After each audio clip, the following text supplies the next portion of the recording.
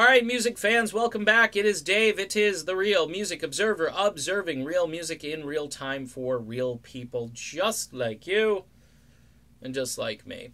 David Lee Roth was recently on with Joe Rogan. I think I made mention of this in a video, and Sammy may be throwing a little unnecessary shade on Dave. Here's the deal about the interview, though.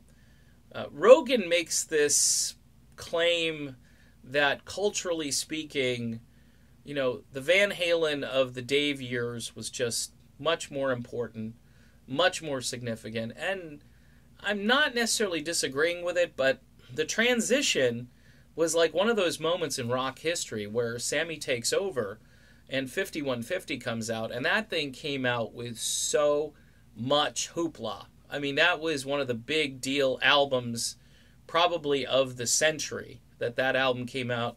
Sammy combining with the Van Halen brothers, of course people were calling it Van Hagar and so forth. It was a blockbuster record, and remember folks, the bottom line to all of this, and this is what the interview really doesn't talk about, Dave walked away thinking he was going to be a movie star. All right, he had this movie, they were going to do it, and then fell through, and then something else fell through. David Lee Roth walked away from Van Halen at their peak, and anything that happened after that is trying to fix what Dave broke.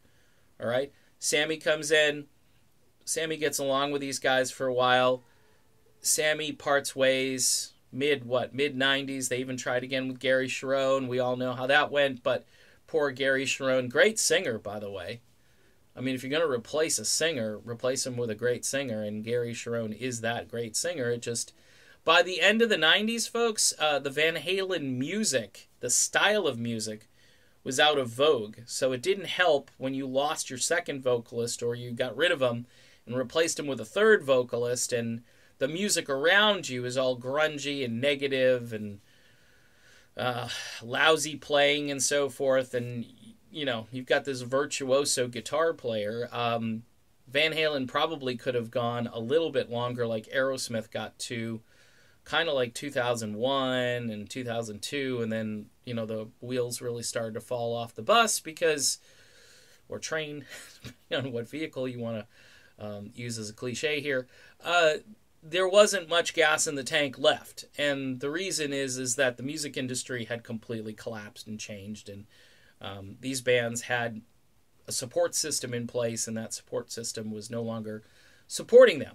So the bottom line to Rogan's, culturally you guys were this and that, and that's fine, that's true, but keep in mind, no questions were asked, number one, about this looming Van Halen reunion, which I think probably a gag order must have been in place. Number two, why did you leave? Do you regret leaving? You know, was that a smart decision? You guys were at your peak, you know, no questions about that, which I think from a fan perspective is alarming, because a lot of fans never got closure. You know, the 80s were a decade where these, you know, we'll call them full of themselves vocalists walked away. In some cases they walked away because of burnout, like Steve Perry walked away, but he's got a reputation in some circles that he might be difficult to work with. Don't know. Maybe that's true. With Peter Cetera, same thing. He walks away from Chicago at their biggest. However, I think that was more on Chicago for not trying to retain his services. And I think they could have worked something out with Peter Cetera and then recorded with him again and made a ton of money throughout the 80s, but that didn't work out.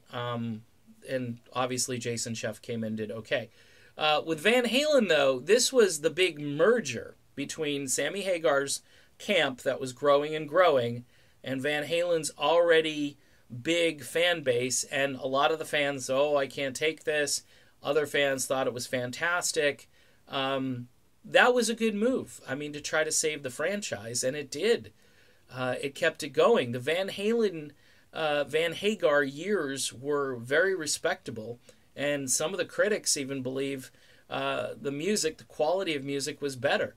But, you know, if you talk to Dave, it was all his stuff, and his stuff outsold Sammy's stuff. But again, Dave, you walked away. And for a lot of fans, it's not that we haven't forgiven David Lee Roth for walking away, but, you know, he shows up at MTV, in 96 or something, thinking that they're all going to get back together again. And that was just a publicity stunt. I mean, the Van Halen stuff over the years has been really wild. It's been crazy.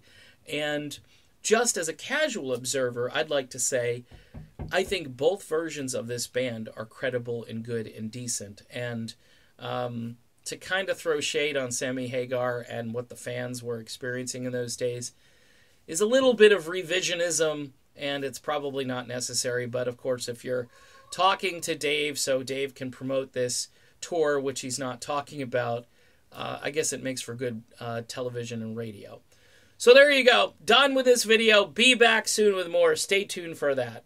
See you later.